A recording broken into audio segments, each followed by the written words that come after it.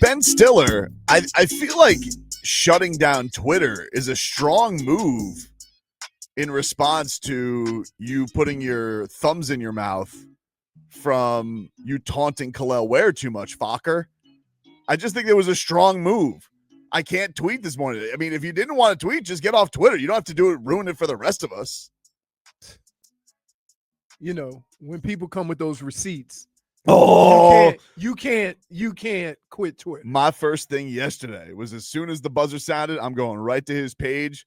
I'm retweeting him saying, it'll happen again. Nope.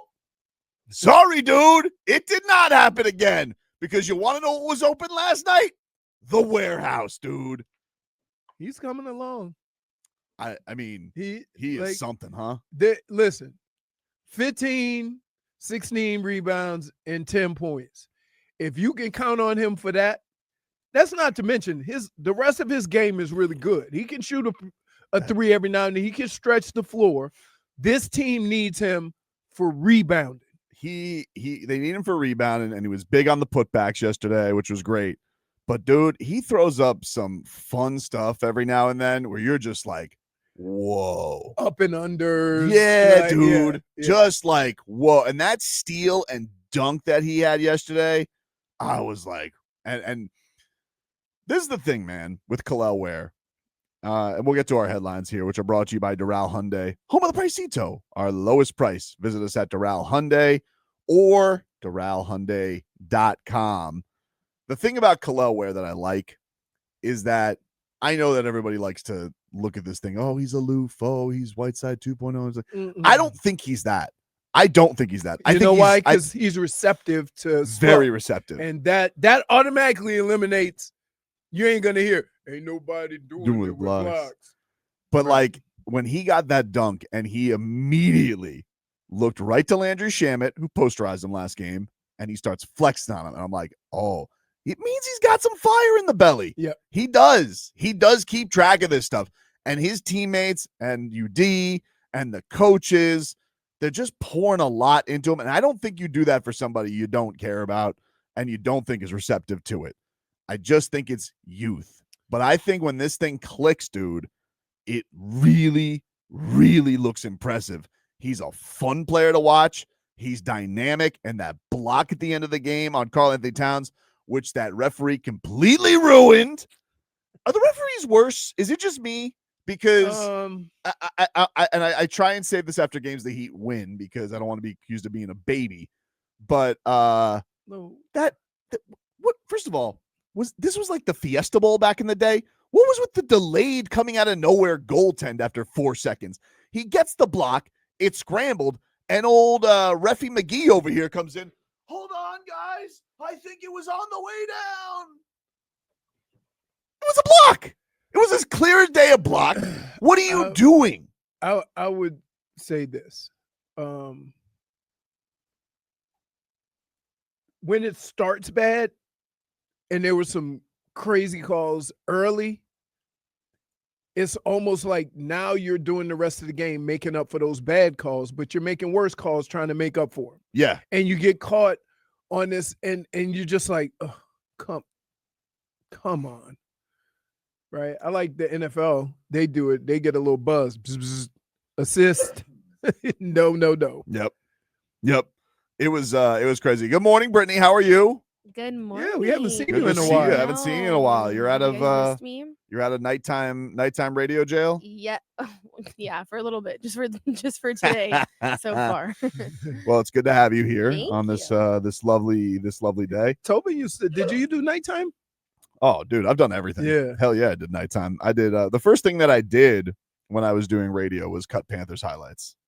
That was the first thing I did was back in Randy Moeller, Billy Lindsay back in the day. Oh, so and that's always late at night. Oh yeah, I did that. Then I did Marlins games, and that actually the funny thing was back in the day we used to have a sports anchor, Jonathan Grunfest, who did mornings on Sid Rosenberg's show. Mm-hmm. Dude loves sound, and so like I was a very up and coming boy. So you trying would to get make it all radio this sound. So I get all his sound ready. And so like I'd even listen to the road games because we didn't have the Heat back then. So I'd listen to the road broadcasts of each Heat game and cut those up for him. That's where I got the cut of, Because I was listening to the Hawks call. We didn't have the Right. Heat back then. Right. So, yeah, I've done nighttime radio, dude. Produced Zaslow for a while. And then after that, Zaz and Hawk went to mornings. I joined them there. And so, yeah, I've touched them all. Dude. Would do Way in the Graveyard when Dos Amigos was going 12-2. You know, would hang out with Dono back in the day. I've touched Don't them all, forget, dude. Misery Loves Company. Misery Loves Company with Guzio and E. Reed. Been there. Frito and Mish on the weekends. You name a slate, Old Tobes has been there producing for it, dude. I did a dude. post-game Dolphin show with Mish back in the day before I started doing radio. I did that show. I filled in for Mish one time doing that with, I think, Patrick Surtain for a show. Yeah. He was he's like, I can't do it. Do you want to do this show this week? I was like, absolutely, dude. So anyway, nice win for the Heat yesterday. 115-113 to beat the New York Knicks. We'll get more into it in 15 minutes of Heat. The Panthers last night. Holy crapola. What a crazy game that was. I thought the score was going to end up like the Dolphins and the Commanders. Mhm. Like at the rate it was going, because nobody just scored one goal. Nope. You scored 2 or 3 within 3 minutes. Somebody was always on a power play. I'm like, wait. It went. It was like 4 guys on it.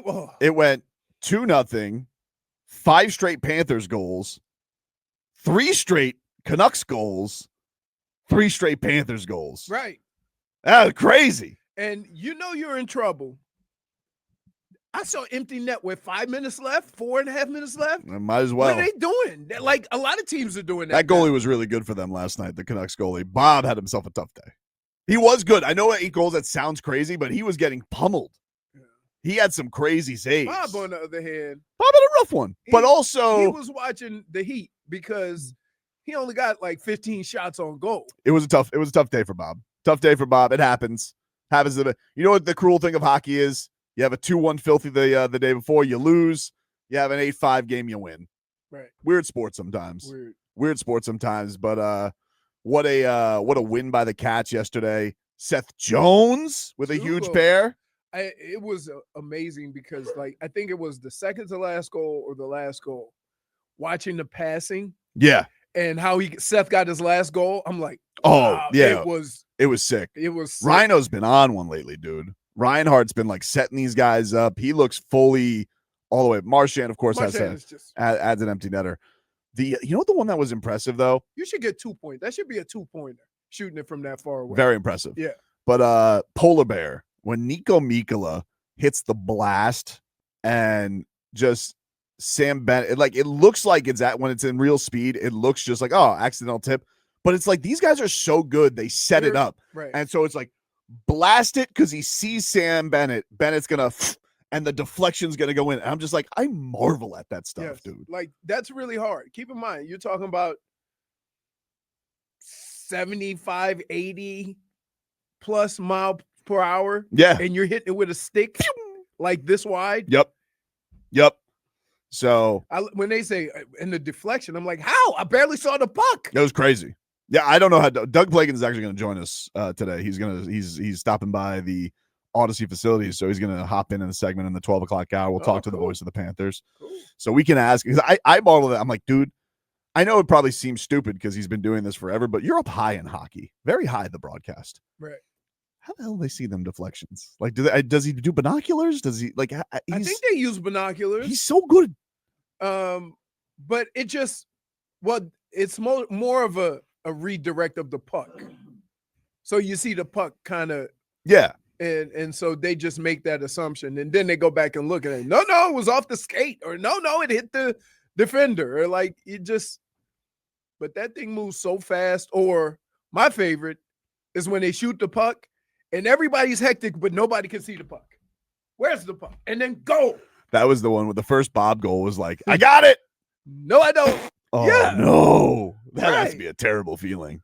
Or what was the game where the sneaky goalie kicked the post off and then the guy just shot it?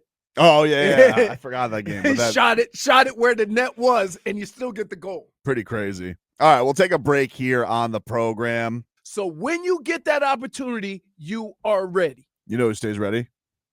Who? Simone Fontecchio. Oh my dude. goodness. Hey. Mamma Three. It- Wow. It's something, isn't it? Wow. It is. Doesn't something. matter the situation. That dude's coming in guns blazing. I love that guy.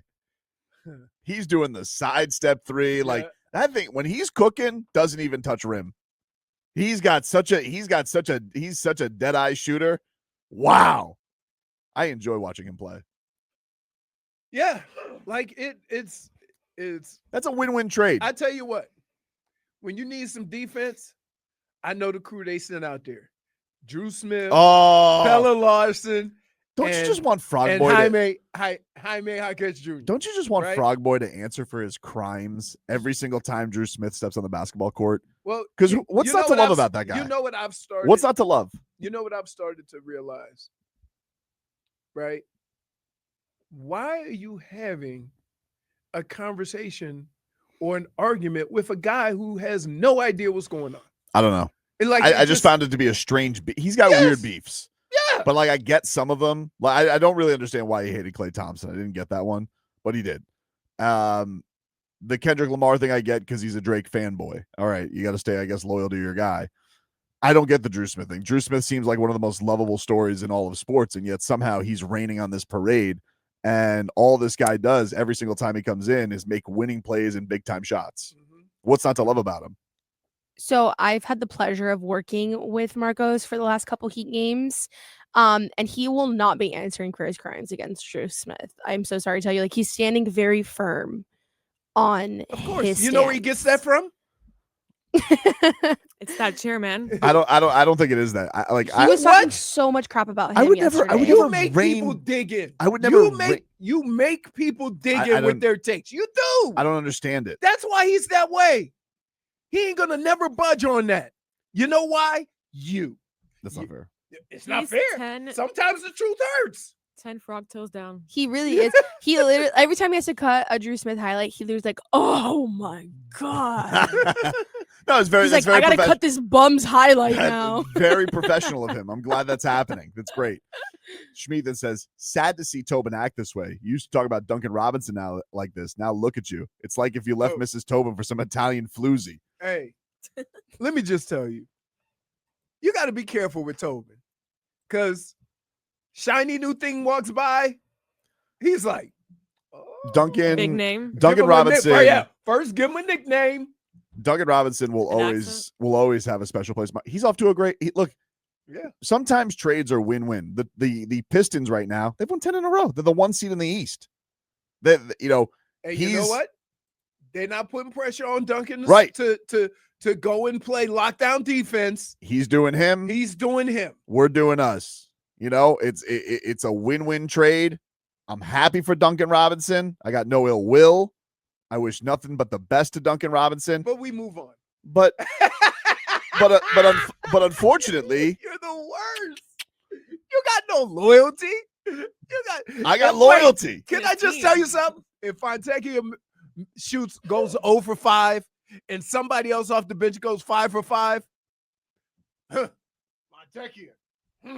Fontecchio, but my expectations of Fontecchio are only 14 points. That's what I only expect from him. No really? More, no less. He's going to give you 12 to 14 points, and that's it. So and that's all I need. Ever since Nico got to 29. Look, you know how Udonis Haslem had a talk with Kel'el Ware? Kel'el put out the text yesterday, by the way, on Twitter. Yeah. Which was cool. We need Goran to have the same kind of talk with Nico. Why? Brate to brate.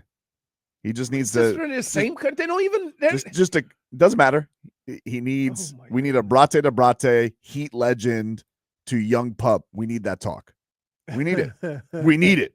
I need Goran to reach out and be like, because Goran, honest. He's not going to hold back. Yeah, and Goran's been in that position before.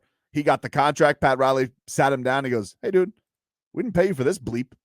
Right. So I just need. He said that to Jimmy too. And what happened? I don't know. Pump Fake Jimmy in Orlando tonight. Uh-huh. I said they're in Orlando tonight. So if he plays tonight, he's not playing tomorrow. I don't know. Be kind of cowardly. Hey, Be kind of cowardly. you do know. Hmm? You just don't want to say it because you know who Jimmy is. Now, check the injury report.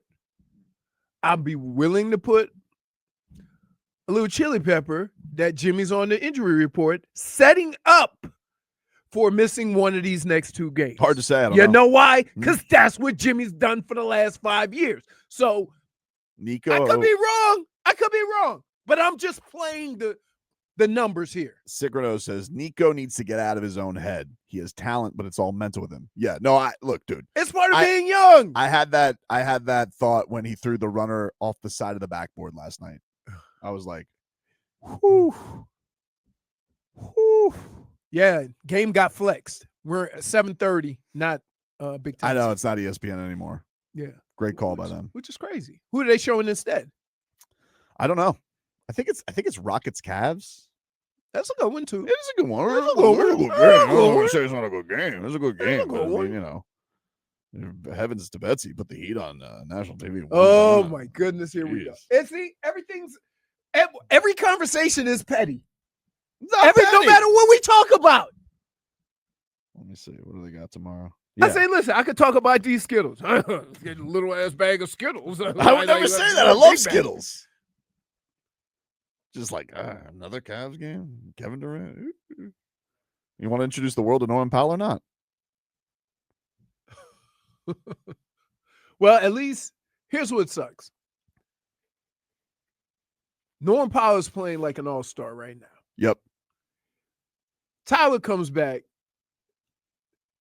It might look different. It might. And The other thing that's I would like them because he should have been an all-star last year. Norm Powell played probably his worst game in a Heat uniform yesterday, and he was 9 of 20. And I was like, that's not that bad. That's not terrible. He was, but like, I was like, Because this he is- shoots threes this too. So well, that was the weird thing. He didn't shoot any threes last night. oh. He shot 3, I think. Well, you know what's crazy? That game, the score was higher than normal. That was like 90s basketball in today's scoring. but from what the Heat have been doing, absolutely. Yeah, there was no Yes, it was 40-point quarters. It was, I think the highest was 31 points. It was. But that, and this is the thing, like everybody's throwing the zone at the Heat's new offense. They're trying to like bog him down, get into the rim. So the Heat were basically, they were really subjecting themselves. The guy who really changed the pace of that was Davion. Man. Because he kept getting to the hoop. You know, you talk about Tyler, and I don't know what this team's going to be with Tyler or not, but I'll tell you one thing.